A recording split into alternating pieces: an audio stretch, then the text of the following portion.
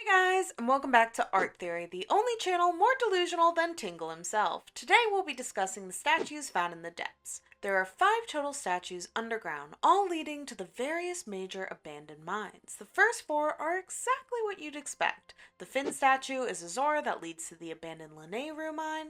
The statue bearing a sword leads to the Gerudo mine, Wing statue to the Hebrew mine, and so on. But the 5th statue is perhaps the most mysterious of all. Who, or better yet, what is the statue with raised arm? Are they Zonai, an enemy, or some other race we don't get to see in Tears of the Kingdom? What did they look like? Where did they go? And are they the real reason the Zonai were revered as gods? Grab your palettes and switches, theorists, because I'm about to answer all of your questions. Consider subscribing if you like this video, or check out my Etsy and TikTok store, as it's the absolute best way to support this channel. Now, let's get into this. You probably encountered the raised arm statue early on in the game during the camera work in the Depths main questline. Joshua, Pura's assistant researching the Depths, assigns you the task of capturing an image of this mysterious statue. As you progress, you're instructed to follow these figures to reach the great abandoned central mine. These statue-focused questlines provide Link with some of the most crucial tools at his disposal, including auto-build and the camera. But despite their pivotal role in the early game, we're left in the dark when it comes to the specifics of these bizarre creations. In order to visualize what these sculptures looked like, we'll have to start with perhaps the most complex part of this theory: their race. What race were these humanoid, dog-like, hunched bipeds? Well, unfortunately, there's a lot of answers to this question, so I feel the only way to address all the possibilities is March Madness style. Let's start by adding all of the races present in Tears of the Kingdom, since they are canon in this universe and this version of Hyrule. Sheikah and Hylian, Gerudo, Zora, Rito, Goron, Korok, and the various enemies, and Zonai. Starting with our 4 main races outside Central Hyrule. We can eliminate these 4 fairly easily since they already have the statues associated with their races leading to their correlating mines, and none of them resemble this figure at all. The Koroks are also an obvious exclusion, and well, if you need me to tell you why, then you might need to go to an ophthalmologist and get your vision checked out. Now, let's really get into it. We are given the disclaimer in Tears of the Kingdom that these statues are extremely old and have obviously decayed over time. With that in mind, you could mistake a lot of these statues' imperfections or strange shapes to be due to the style. Given those considerations, I first thought the statue was an early Zonai depiction, but the ears had just fallen off over the years. After all, the Zonai are often described first and foremost by their large animal ears, but we actually have another source we can pull from in our comparisons: the mural in Joshua's study. The completed slate shows our exact statues leading a path to the central abandoned mine, where we even get to see a Zonai. Joshua even comments that the final figure shown, and not the raised arm figure, is Zonai, confirming that this creature is not the same. We can also dismiss the Hylians from the running since we also get to see how artists depicted them in the carvings as well. Underneath Hyrule Castle and in the opening scenes of the game, Zelda notes that these carvings appear to be Hylian. Comparing the two physically, they just don't match up. My other considerations were the enemies in Tears of the Kingdom. Narrowing it down based on location and the figure's silhouette, the only one that remained were the Horriblins. Although, location-wise, Horriblins would make sense due to the fact they settle in dark caves, thematically, it just didn't match up. All 5 statues in the depths help lost travelers navigate the harsh and dark terrain, guiding explorers to the significant Zonai mines.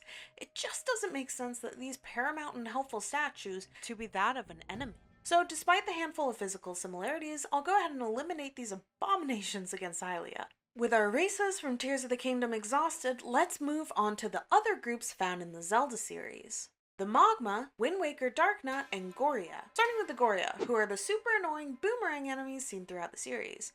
They also have a dog and mole-like faces, a slightly hunchback, and smaller ears. Although all these traits match up quite well with our statue, they are still enemies, so I doubt they are our chosen people. Same goes for the Wind Waker Darknut, who without their armor shown off a very similar silhouette and snout, but once again these statues were for good, not to showcase enemy troops. Which leaves us with the Magmas. This race first appears in Skyward Sword in the Elden region. They have sharp, digging claws and are able to burrow underground, often in search of treasure. They have many similarities to our statue: long snout, hunchbacks, 3 toes, long talon-like hands, and digigrade legs. Thematically, the Magmas definitely make sense for our mysterious statue, but despite all of their physical similarities, there's an apparent lack of The legs are much bigger on our statue, ears smaller, head larger, and they have no tail. So I wouldn't say we'll be copying over the Mogma's physique exactly. There is one more race from Tears of the Kingdom I didn't mention. Sneaky, aren't I summon ye, champion of old, the hero's aspect. Now, I already eliminated the Zonai from the running, so why am I adding in the hero's aspect? Well, despite popular belief, I don't believe this creature has anything to do with Zonai heritage. Once obtaining the hero's aspect armor, the player unlocks various dialogue commenting on how he looks exactly like the champion from the Calamity 10,000 years ago. But no one actually states he looks like a Zonai. And besides a few accessories, symbols, and patterns, there isn't anything to connect the creature to a Zonai, especially since the Calamity happened long after the founding of Hyrule, which is when the last two Zonai, Minoru and Raru's physical forms, were lost to history. The ears are completely different from the Zonai, as well as the eyes, long tail, body proportions, bright red hair, digigrade legs, and dog-inspired snout. I believe that our answer lies somewhere between these two groups, perhaps an evolutionary missing link between the two. Our mysterious statue friend originated from the Mogma, but eventually transformed into the race that aided the princess millennia ago. In between their appearance in Skyward Sword, which is at the beginning of the timeline, they buried far underground, establishing a presence in the depths. Evolution took hold and they lost their fur, since the depths are a few degrees warmer than the surface anyway. Plus, their dark blue and green undercoat blended far better with their dark surroundings. They remained hunched, but ears became smaller, legs better for running in the vast openness of the depths, and eyes became more adapted for the darkness. Now, keep in mind, this is the same game series that evolved the Zora into the Rito in a blink of eye, so this evolution is quite realistic. Pulling from our references of the Mogma will keep its torso, 3 toes, digging hands, mole-like head, but mix in a bit of the dog shape from the hero's aspect, as well as their common digigrade legs. We won't be including the tail from either race, since the statue nor the mural show any evidence of a tail. As for the gender, it's not entirely important, since there are no distinct physical differences for these two races, since we never actually get to see a female of either. I made sure to double check the statue, since what kind of Zelda tuber would I be if I didn't? Yep, details inconclusive.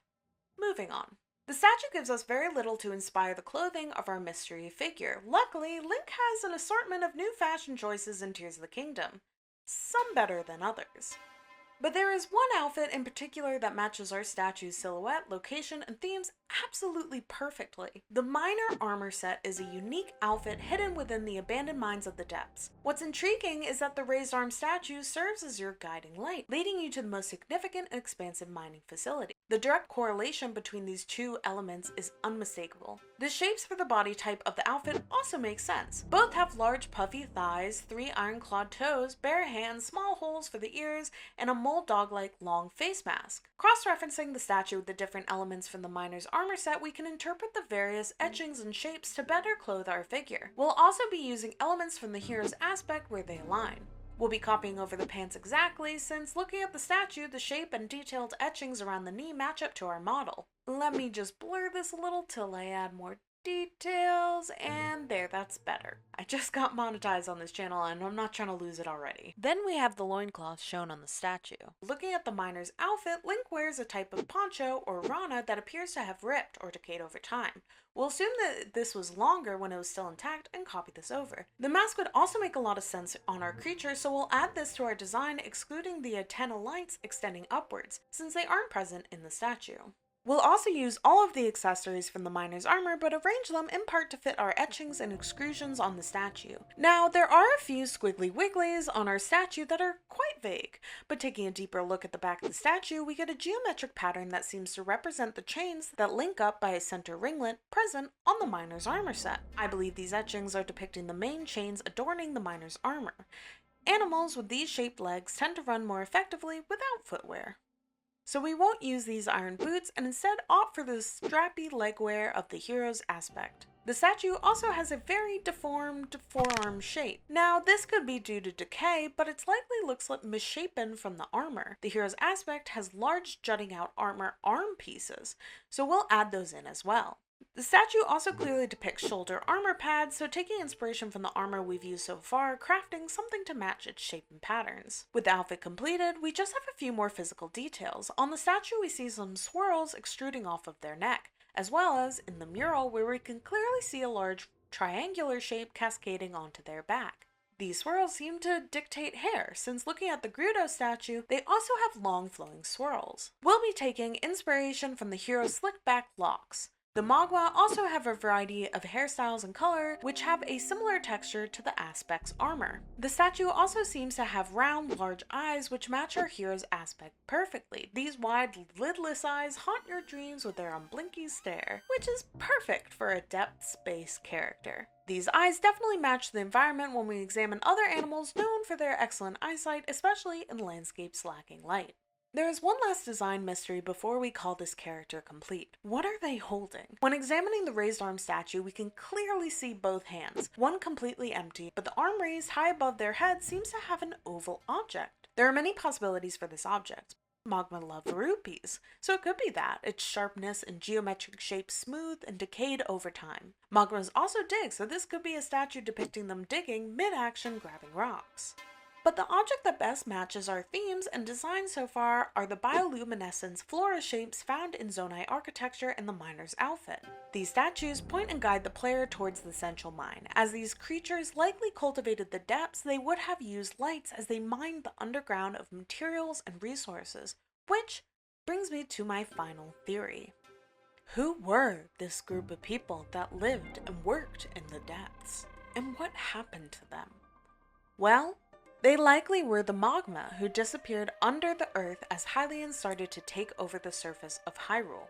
They charted the depths, mining the powerful and rare Zonite and other precious stone. As many years passed, their physical forms altered to survive and thrive underground. It is mentioned early in Tears of the Kingdom that some Zonite can be found in the Sky Islands, although Zonite is plentiful in the depths. As the Zonite continued to build and create their inventions and empire, they would have had no choice but to explore the depths in search of resources. This is where the statue's race and the Zonai would have formed an alliance. The Zonai would provide resources, wealth, and treasure, which we knew the Magma were fond of. That could also explain why so many Zonai chests with rare artifacts were present in the depths.